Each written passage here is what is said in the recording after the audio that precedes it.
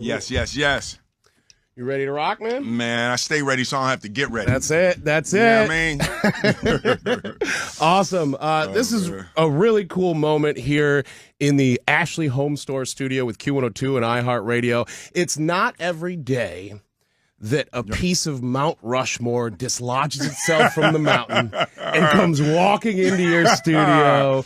The legendary, iconic Will Smith. Thanks for coming in, man. Man, Buster, thank you. Very happy to be here. Absolutely. Based on a true story. Based on a true story. So we're yes. we're almost 20 years to the day. I know, right? That's from wild. the release of Lost and Found. Yeah. Was that on purpose? Like you wanted to time it out? You know, well, no, it kind of worked out that way. We were aware of it, so we were trying to get close to it, but it was certainly not planned from the beginning. Yeah, happy accident. Accident. That's what my mom called me. So why this album now? Like, why right now to release an album? What do you got something to say? Yeah, man. You know, it's like I just had a very introspective last couple of years. You know, and I discovered new parts of myself and it's almost like a geyser went off inside, and you know, parts of myself I had like kind of blocked down a little bit, things that I didn't want to be and didn't want to acknowledge. And as that's not good for you. Yeah, you know, it is. My wife says you put enough stuff under the rug, eventually you'll trip over it. Ooh, see? That's deep. Use that. That's deep. That. I can write. That's. I'll let her know. That's going to be based on a true story, season 2. yeah, that's for sure. No, but that's really what it is. Like, you know, I just kind of, you know, and I guess it kind of happens as you get older. You like take a really good inventory, and I just, you know, the last couple of years, and I just discovered a whole new creative vein, you know, and just different thoughts and different ideas started coming up, and you know, part of coming back to Philly, and then part of, you know, the concept of the album based in a true story is just getting back to the new beginning. And just letting it blossom and come out in ways that I wouldn't necessarily have allowed myself, you know, in the past. I feel like you address it head on. Track 1 in the barbershop. It's like the comment section come to life. Yes, exactly. And you're face to face with it, letting it rip. You know, so that's the first track. I just wanted to get it out, you know, right at the top of the album. It's based on Eddie Murphy's Coming to America barbershop scene. Yeah. So I'm playing all the characters. I'm playing 3. Jeff is playing 1, and B. Simone is playing 1. And it's in the barbershop, everybody talking about me. So it was fun to like go to the comment section and like make a record out of it. Yeah, well, because the reality is, if you were to any of these keyboard warriors, if Will Smith were to reply to their comment, they would be like, "Oh my God, I'm such a good fan." You know, it's like, well, where was all the smoke? A minute ago. You talk about this, you know, coming back to Philly. This is such a homecoming for you this week in so many different ways. Including today. This is pretty cool. I get to sort of be the one to usher you into the building here at iHeartRadio. Yes. So I say, welcome back to Q102. Thank you. But I know down the hall you'll be talking to the legendary Mimi Brown. WDAS. Yes, Mimi. That's the one. And then, of course, popping in with our friends at Power 99 and Cosmic Kev there. Yeah, absolutely. But what is also really cool is you've got history with those radio stations, but here at Q102, you have a little bit of history. Yes, absolutely. And I have something for you. Oh, no. I have some footage that I know you've never seen. And the roast begins. No. I think you're going to love this. So this is, you're 20 years old, I believe, in this footage. This is 1989 at the Q102 Monster Concert. That's not me. Yeah. Okay, that was me. Yeah, there you go. I believe is that your nephew, Daryl? Let me see. Is that Daryl? Yeah. Wow, this is crazy. Daryl. That's good footage right there. We found something here, right? Yo. This is at the Cherry Hill Racetrack. That's Charlie Mack. That's the first program director. Why is Charlie looking at that dude like that? Well, because that guy was a wild guy. Yeah. That was Mark Driscoll, the first PD of Q102, saying hello. He looked like he was about to get clipped. Yeah. He did look like he was rolling up on you. And then, so here we get some cool footage of you in the sort of green room corralling area while you're saying hi to some folks. Dude. Do you have any memory of something like this? Oh my God. Listen. Like, does this click? That feels like a whole other lifetime. Yeah, right. Like, who is that dude? That is amazing. And what my cut was right though. My cut stayed right. It was fresh. My cut stayed right. Yo, that's wild. I got that Fresh Prince chain on. I still have that chain. That same chain? That same exact chain. Now, here you are in front of this crowd at the racetrack. By the way, this is now a Home Depot on the grounds here. That's amazing. Now, you nor any of these people that you're standing in front of at this point knew that this kid would go on to become one of the biggest global stars on the planet. Wow. You know, what do you feel when you see something like that? Though anybody who wears those pants and shirts shouldn't even have an opportunity to be a global icon. You should be excluded. You should be excluded from any potential icon status. Well, then maybe it's good that they never saw this footage. That's amazing, dude. Now, would you say that it looks like nobody on my team is happy but me, though? You see that? That is great. And listen, I'm not like, that's Charlie Mack. That's Al Decent right there. That was Ricky from Farmville. That was right. So Ricky from Farmville on the other side. You're doing this side of the crowd say yeah, this side of the crowd say hell yeah, bit. Yeah. Wow.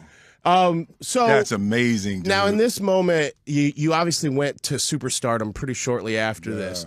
I got to ask you. The next Fresh Prince of Bel-Air, that's 89.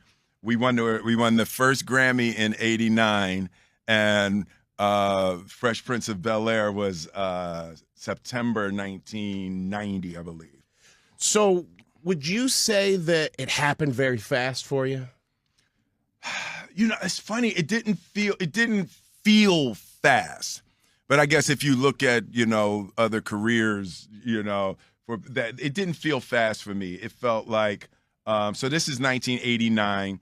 So at this point, me and Jeff, we met late 1985. Mm-hmm. So me and Jeff had been, we performed around, Philly for a year. 1986, we released Girls Ain't Nothing But Trouble.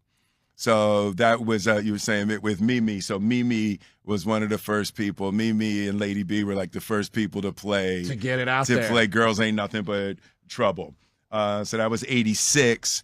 And then 88, we released He's the DJ, I'm the rapper. And that was the one that really exploded. Yeah, exploded. In 89, we won the first Grammy. And 1990 was Fresh Prince. So, but as I'm talking about it, yes, it was quite. It was. I'm talking about it. Yeah, and then 15 minutes later, we that's pretty fast. That's pretty fast. So, when it happens for you that fast, did you ever lose that feeling? Maybe you still have it to this day, but how did you get rid of that feeling where it just as fast as it happened, it could go? So I made the mistake of getting comfortable. So, pretty much, right after this time, a few months after this, we released another album and we flopped an album. Right. So I went from that kind of joy and happy and a gold chain with diamonds on it to having eating your humble pie. Yeah, eating my humble pie for sure. And then, so we had, we went broke pretty soon after this. So that was the moment where you're like, oh, if I don't straighten up and fly right, all this could be gone tomorrow. Yeah. So when I say went broke, we didn't go broke. We didn't pay taxes. So we actually had the money, but the IRS took it and they made us broke pretty rapidly. So pay your taxes. Yeah, well, that's a good note. It is tax season. In here with the legendary Will Smith. Now, when you were coming up at a time where NWA was hot, right? Mm-hmm. And they were screaming Compton, and you were coming from West Philly. You could have easily been almost sort of in the same line, but you chose to make it fun. You chose to make it about the party. Yeah. Was that a conscious decision? How did that come together? It's how me and Jeff came up, that a guy who's wearing those clothes, he's not if he's screaming hard stuff, he's not going to be taken seriously. Yeah. So yeah, that outfit was kind of what was going on. It's reflective of what was going on in my inner world, So because of the nature of my upbringing, it had to be fun. I couldn't function if there wasn't a joyful energy happening in the space. It's like it was a little rough in my household, and performing became how I just kept everything smooth. Wow. So it's you being true to you from the jump. Yeah, I can't handle it when people aren't like in a good mood, and if there's not positive energy. And it's like based on my childhood experiences, I became super hyper tuned in, right? So when I walk into a room, I'm checking everybody's energy, and I get a sense of, I can just feel when something's going on for somebody. Yep. And I gravitate to, hey, I want to be a part of why they feel better. And it's part altruistic, but it's part my emotional need. It's PTSD almost. Like, I relate people being in bad moods to bad things happening. So you're like, everybody, it's all fine. Let's all dance. Let's all dance. Let's all dance. Yeah. So when you were making the transition from, singing on stage to getting into film, and it was also at a time where you had Ice-T, Ice Cube, LL, all kind of doing the same thing at sort of at the same time window. Was there communication with you guys? Did you guys ever like, hey, look, when you make your first movie as a rapper, here's what you should expect? Yeah, me and Queen Latifah are the only ones who really talked about it.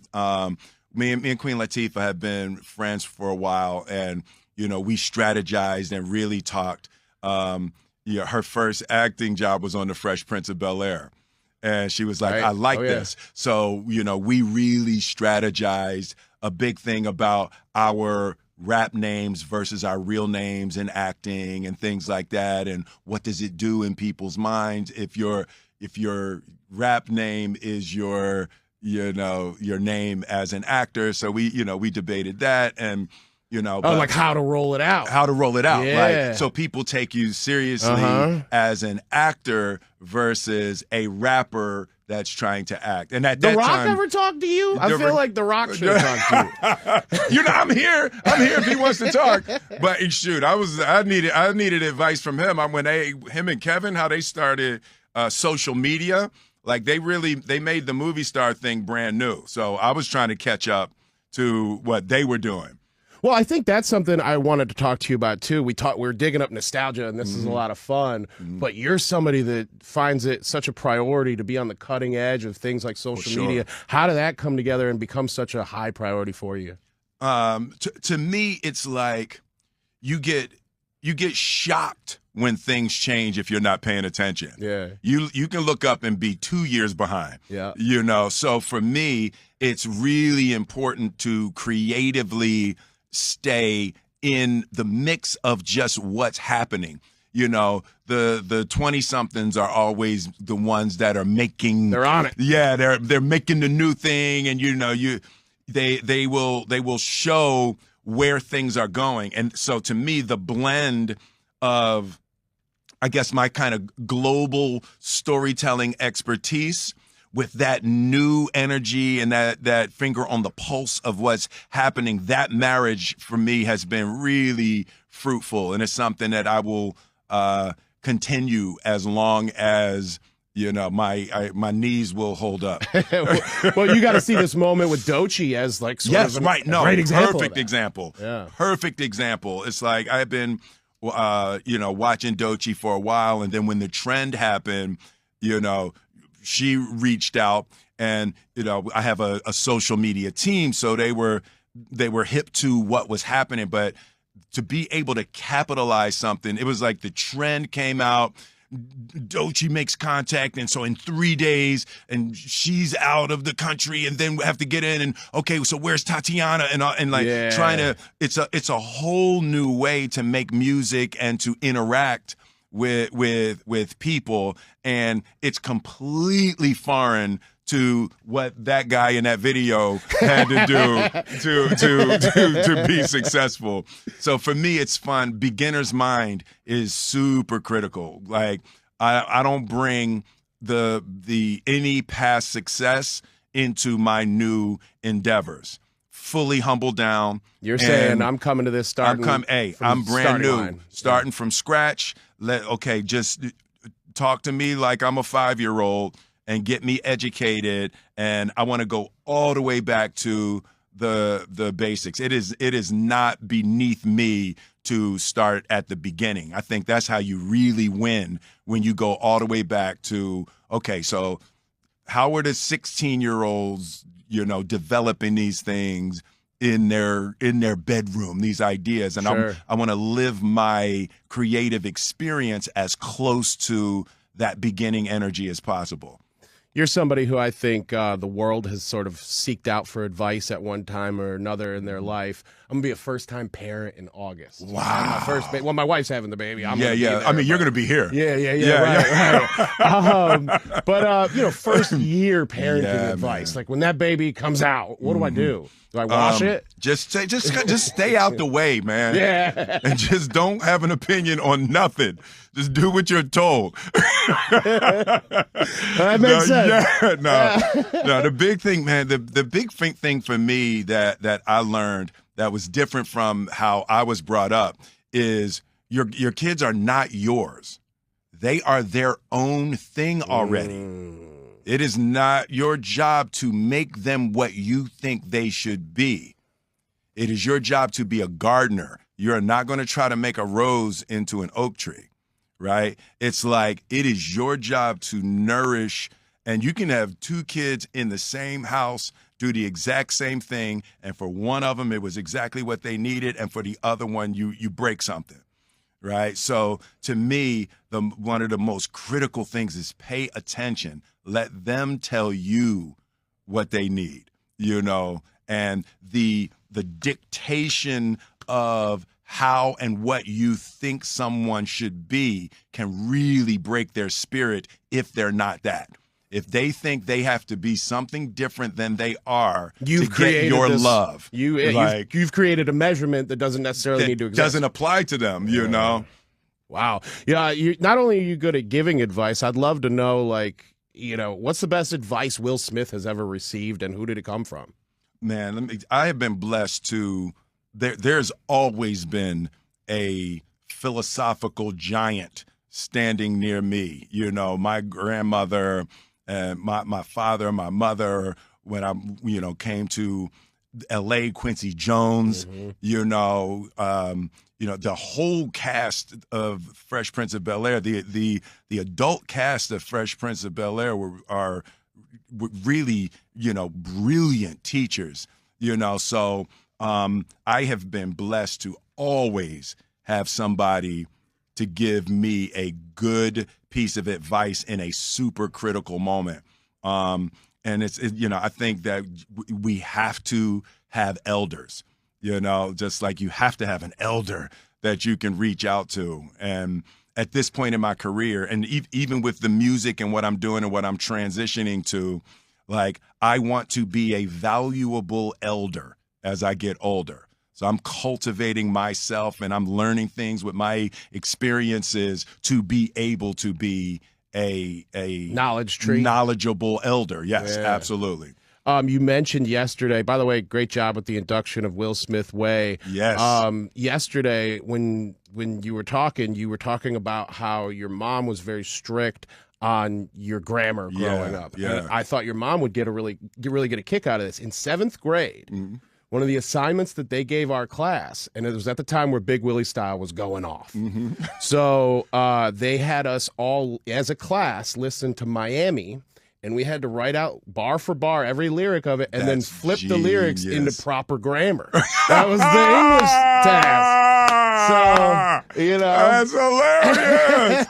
That's hilarious. I would say that our teacher probably chose a record from you, not only because was it friendly for, middle school kids to actually hear, but also, you had diction, you had, had grammar, you knew what you were doing. That's hilarious. So, yeah, no, because I always wanted people to hear what I was saying. Sometimes,